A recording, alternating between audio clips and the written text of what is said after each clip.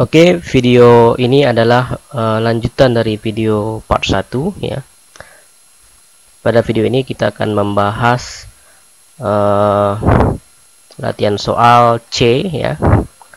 Sebagai lanjutan dari latihan soal yang sudah dibahas sebelumnya, A dan B ya. Senyawa C ini kalau kita lihat ya adalah asam 4-metoksibenzoat ya. Pertanyaannya perkirakan pergeseran kimia dari masing-masing proton yang terdapat pada senyawa berikut ya. Dalam hal ini adalah senyawa C. Oke, kita lihat pembahasannya. Berdasarkan strukturnya, pada molekul asam 4-metoksibenzoat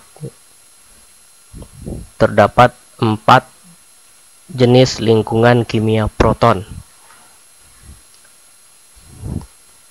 Yang pertama adalah lingkungan kimia proton yang saya tandai dengan A ya, yaitu proton dari asam karboksilat.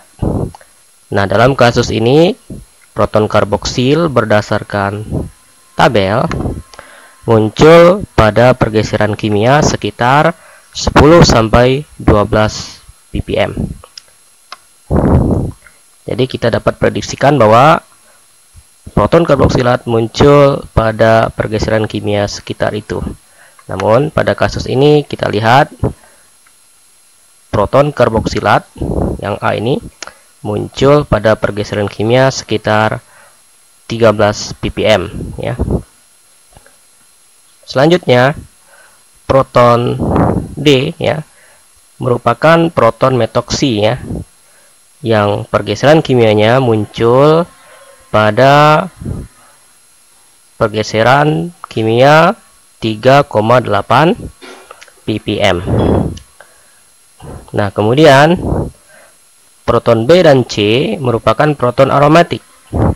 Berdasarkan tabel kita bisa melihat bahwa proton aromatik ya muncul pada sekitar 7,2 ppm. Dalam kasus ini ya, sinyal proton aromatik terbagi menjadi dua, yaitu sinyal proton aromatik B dan sinyal proton aromatik C. Kenapa bisa demikian? Karena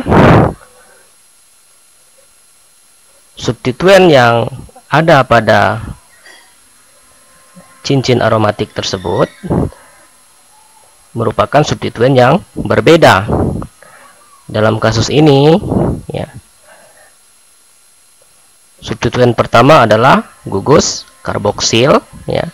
Kemudian substituen yang kedua yang letaknya pada posisi para merupakan gugus metoksi, sehingga menyebabkan lingkungan kimia dari proton B dan proton C menjadi berbeda, sehingga dalam kasus ini proton B muncul sebagai satu sinyal dan proton C ya, kedua proton C ini muncul sebagai satu sinyal, sehingga dapat disimpulkan bahwa ketika nanti ditanya berapa jumlah sinyal yang akan muncul ketika senyawa asam 4-metoksibenzoat dianalisis menggunakan spektrometer NMR proton, maka jawabannya adalah 4 buah sinyal.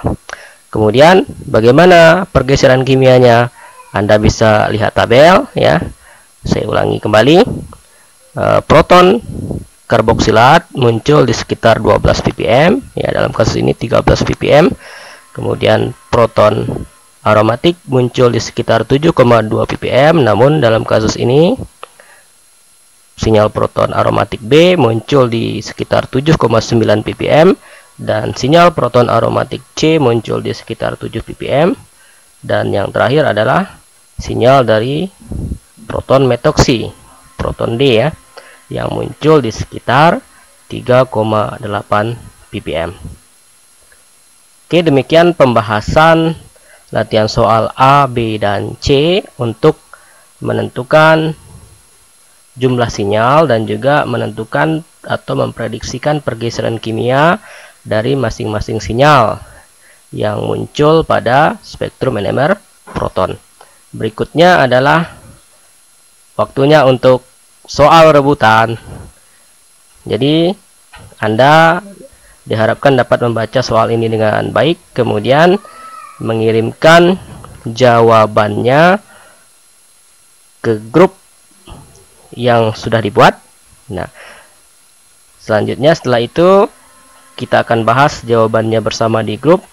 Kemudian diskusi kelompok ya. Pada diskusi kelompok kali ini masing-masing kelompok mengerjakan satu soal saja ya. Soalnya adalah prediksikan jumlah sinyal dan pergeseran kimia dari masing-masing proton yang terdapat pada masing-masing molekul di bawah ini menggunakan tabel pergeseran kimia yang tadi sudah dibahas sebelumnya. Untuk senyawa A dibahas oleh kelompok 1, senyawa B dibahas oleh kelompok 2, dan senyawa C dibahas oleh kelompok 3 ya. Kemudian senyawa D dibahas oleh kelompok 4 dan senyawa E dibahas oleh kelompok 5. Saya tunggu jawabannya ya. Untuk tugas kelompok ini hanya satu orang saja ya, ketua kelompok, yang mengirimkan jawabannya nanti. Jangan semuanya mengirimkan jawabannya. Jadi Anda harus buat grup untuk membahas atau mendiskusikannya menurut masing-masing kelompok Anda ya. Jadi jawaban yang diupload adalah jawaban final dari hasil diskusi kelompok Anda.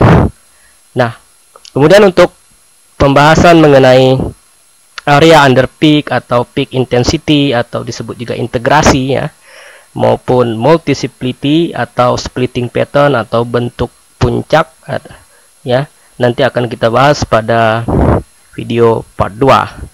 Sampai jumpa.